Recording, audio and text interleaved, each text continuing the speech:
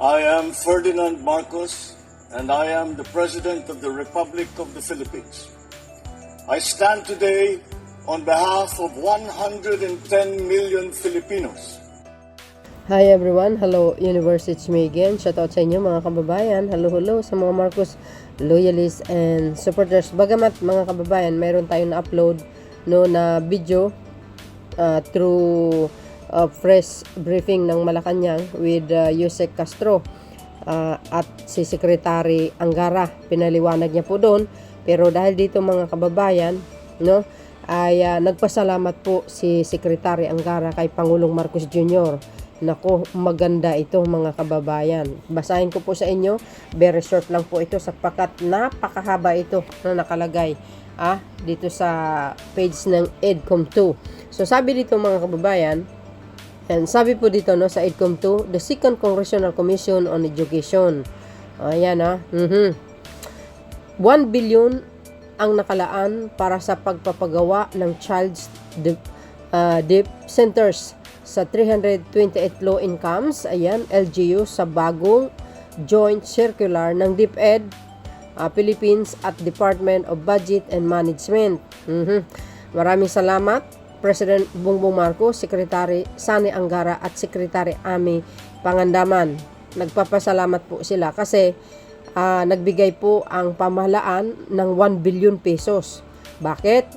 Kasi po, sabi ko nga doon sa unang video ko, itong 1 billion na ito, para ito guys sa pagpapatayo ng daycare center sa buong kapuluan ng Pilipinas.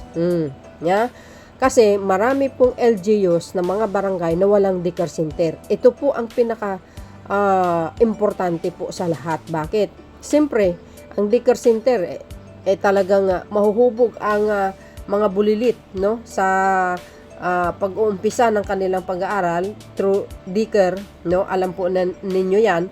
So ang pinakamaganda dito mga kababayan, hindi lang pagpapatayo po ng daycare center sa bawat barangay, LGU sa buong kapuluan, ito po ay magkakaroon po ng mga masustansyang mga pagkain. Siyempre kasama na po ang Nutribans yan. Sino po ang dumanas ng Nutribans? Sino po ang dumaan sa daycare center? Ako hindi. Dumiretso ako ng grade 1 mga besa. Ito po ang maganda. Nang sa ganun sabi kasi ng Pangulo, kailangan very nutritious ang ang mga kinakain po ng mga daycare center. Nang sa ganun, pag masustansya ang kanilang kinakain sa umaga, siyempre yung kanilang utak ay gumagana. Ika nga, magiging bright sila ba? Magiging matalino sila sa school? Oo nga naman. Tapos sabayan nyo ng vitamins. Totoo yun guys ayan Kasi sabi nga dito guys 1 billion. Kaya nagpasalamat si Secretary Angara kay Pangulong Marcos Jr. Tingnan nyo si PBBM.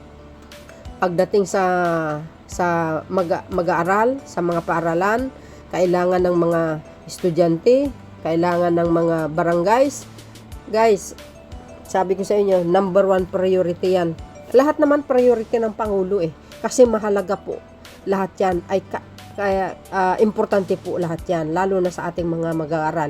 Ito ang pinakamaganda. Dekada na po ito mga kababayan, pero wala pong nakakagawa nito na talaga namang very very hands-on ang Pangulo sa pagtutok dito sa education sector So 1 billion malaki po yan. Magkano? Biro nyo yan 328. Nako, marami po yan. Sabi nga ni Secretary Angara, maraming salamat President Bongbong Marcos Jr. Sabi ni Secretary Angara. Agay, napakahaba ito guys diba magandang balita ito. Sabi sa inyo iba talaga pag ang isang pinuno ng bansa ay bihasa sa bihasa, full of experience sa pamumuno, alam niya po lahat Well, si Pangulong Marcos Jr. he ran for president because he know at kayang-kaya niya mamuno at pinag-aralan niya ng matagalan nito guys Kung baga nung papa niya po ang nakaupo talaga namang nakikita niya lahat kung paano mamuno ang dating Pangulong Marcos Sr. Parang nagmasteral siya doon So karagdagan ng knowledge yun mga kababayan. So alam nyo naman halos naman lumaki siya sa palasyo, 'di ba? Nung time ng kanyang ama, talaga namang makikita natin magaling talaga sa mamuno. Like father, like son nga eh. So, dahil dito guys, sabi ni Secretary Angara, tingnan nyo.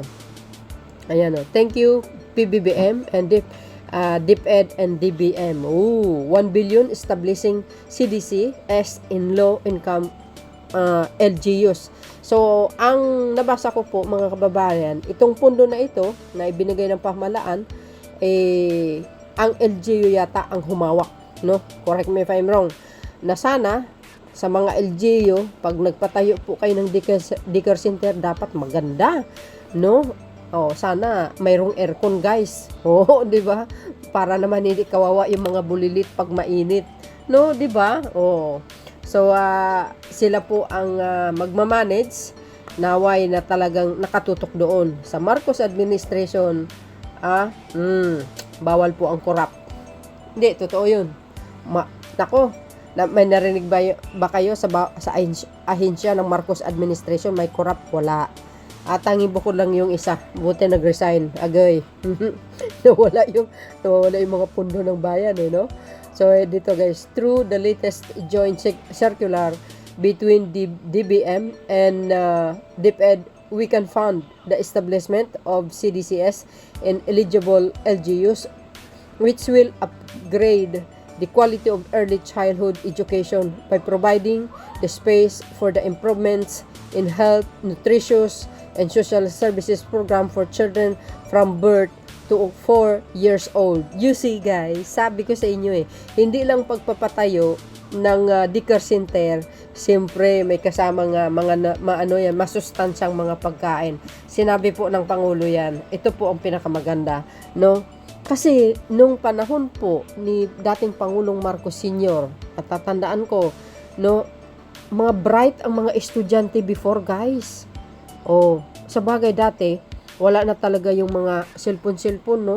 Walang social media So, yung mga estudyante talaga, nakatutok talaga sila sa kanilang pag-aaral.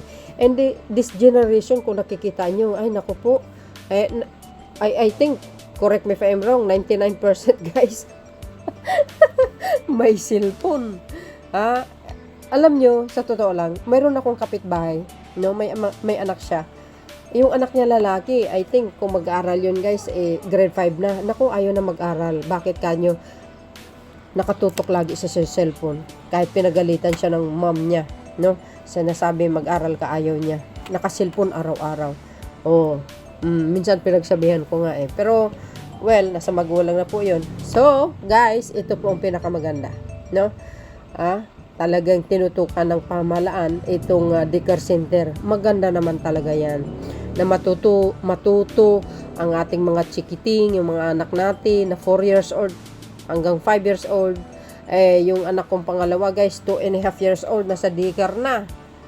Kaya damos sa siya ang nakuha niya noon. Ano ba yung nakalimutan ko? But anyway, so maganda ito. So yan, 1 billion ang nilaan guys, Ang daming pera yarn.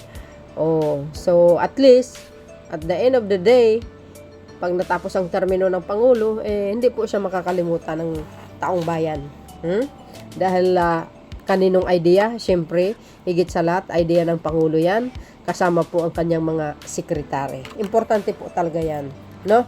So, thank you, Mr. President, and of course, ang DBM Secretary and Secretary Angara, na talaga namang yung mga ganyang magagandang pag-iisip talagang malaki po ang pakinabang dyan ng mga bulilit nating mga anak, no?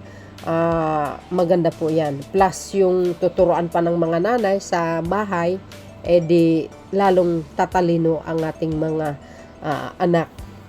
Tandaan nyo, guys, I remember, guys, nung si Sara Duterte ang namuno ng DepEd, as in wala talaga. Kulilat ang mga estudyante na makipag-compete sa international. Kulilat talaga. As in, kulilat.